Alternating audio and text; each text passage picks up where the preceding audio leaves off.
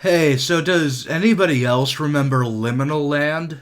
Liminal Land was a series created by Nexpo, who's well known for his videos on internet horror series, scary video games, and disturbing things from around the internet. As well as Nick Crowley, who's well known for having a name so badass he was essentially predestined to become a horror YouTuber. They would combine their powers to create Liminal Land, with a very big helping hand from AI slop, that is. It's actually interesting, because while most series who heavily use AI for their visuals instantly get derided and written off, Liminal Land actually faced very little criticism for using AI when it was released.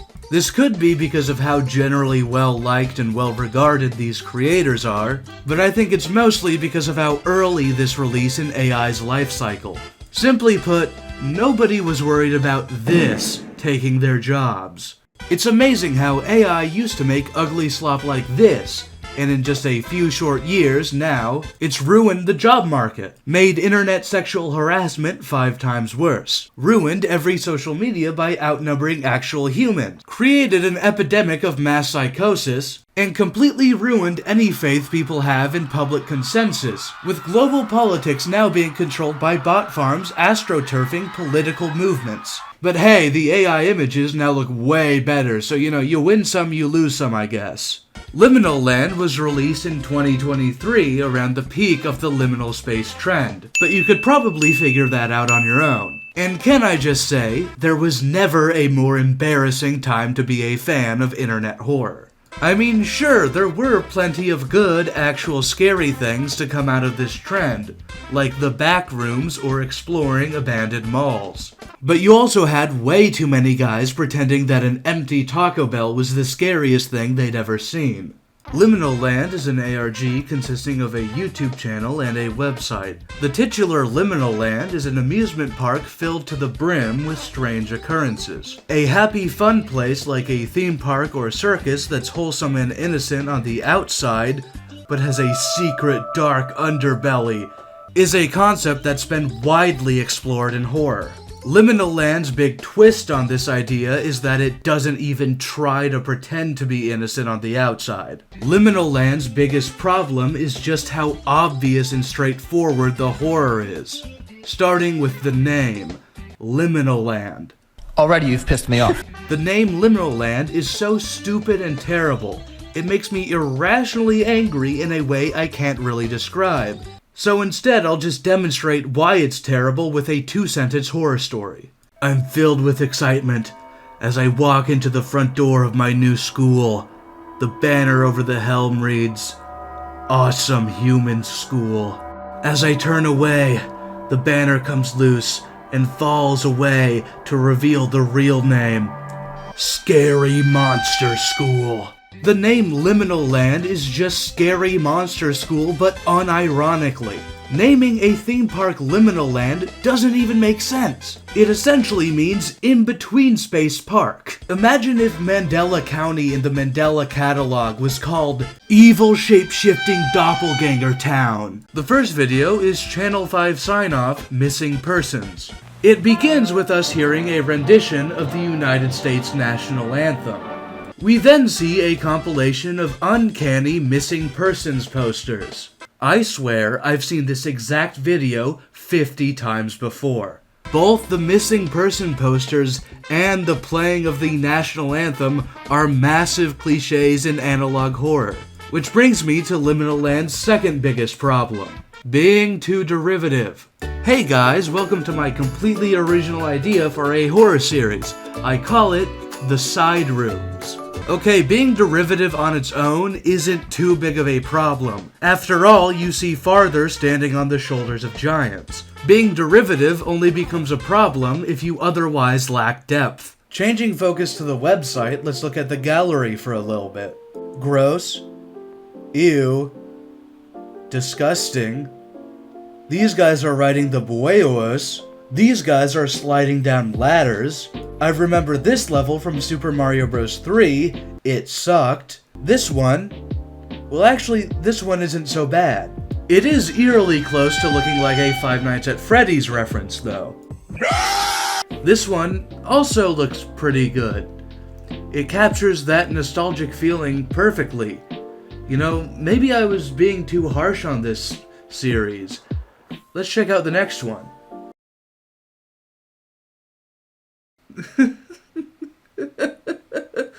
Oh my gosh, guys! It's Evil Think Noodles! Look, I get that AI is inconsistent, but you still get to choose what you allow on the website. Some of these don't even look like photos. A lot of these images actually look good.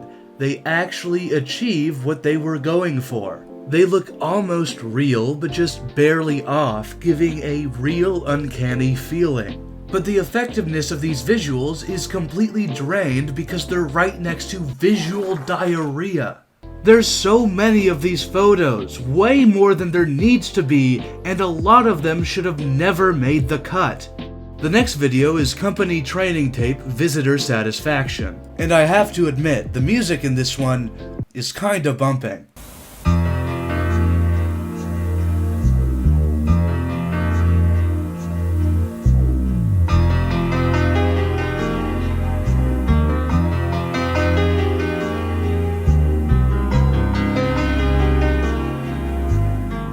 It's also fun because I get to play a little game. The goal in this video is to identify the dissatisfied customer. Alright, let's do this. I'm going for 100. Look at the photo. Okay, yeah, I guess. Oh, it's gotta be the guy with the massive face in the middle. Has to be. Yes! Let's go. Alright. Not gonna mess this up. Look at the photo. Yeah, dude, I know. It's one person. What's the point of this? It's only one person. There's no challenge. Or whatever. Look at the photo. What do you think I've been doing? Oh my... Dude, it's Granny from Granny! No way! Look at the photo. I know! Oh, this one's hard. Who is... I didn't do it, man. I ran out of time. Sorry, I got all but one so far. That's still pretty good. Look at the I photo. know! What do you think I've been doing? Okay, well, they're all normal. That's just what kids look like after they eaten too much birthday cake. This video is a real step up from the last one in that it is almost good. It's a really fun idea for a video, but the execution is just terrible. What's even the point of trying to find the dissatisfied customer if half of the pictures only have one person? Was it really that hard to ask AI to generate a few more images with more than one person? Next video in the series is the Liminal Land Anomaly. This video is about several deaths that happened due to a roller coaster called the Anomaly. So the park's called Liminal Land, there's a ride called the Anomaly. What, can you go to the gift shop, get yourself a The Creature plushie? Can you go to a concession stand, get yourself a Entity on a Stick? I feel like I'm losing my mind with these names. The ride is believed to be tied to numerous cases of facial deformity noted by... How am I supposed to read dark red text on a black background? LVVT has declined to cover these cases on local television, as visual depictions are not suitable for a general audience. So this is the first victim, I guess. Rick visited Liminal Land in July of 1988. He has a wife and 3 children. He allegedly snuck away from his family to ride the Anomaly alone. This photograph was the last time his family... Wait a minute! So did he allegedly sneak away from his family alone? Or did his family take a picture of him leaving? Because those are two very different things. Look, Daddy's leaving in a zombified trance. Quick, Junior, take a picture and do nothing. Okay, time to see the deformity, I guess. I don't see what the big deal is. He seems happy. I mean, come on, is this really the deformity that was too much for local television? Because I've seen worse deformities at my local Walmart. Okay, we're off to the next victim. Lisa brought her first grade class to Liminal Land in winter of 1981. Lisa's body was discovered in a patch of dirt behind the Liminal Land Anomaly. What do you mean patch of dirt? Those are bushes. I feel like I've seen this person before, I just can't put my finger on it. Okay, we're off to the final victim. And this deformity better be good because it ran for 26 minutes non-stop. Okay, let's see that deformity. The anticipation is killing me. Ah! I figure about now we should probably go back to the website for a little bit of variety. Now the website actually has a special section that is blocked off by a password. Now luckily I am an expert at cracking puzzles. Nothing can get past me. Apparently the website's broken and the password does nothing. So that's great. The next video is found footage welcome home.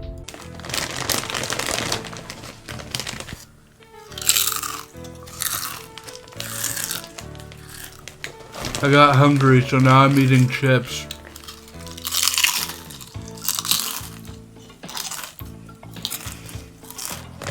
You guys have to read the video now, I'm too lazy.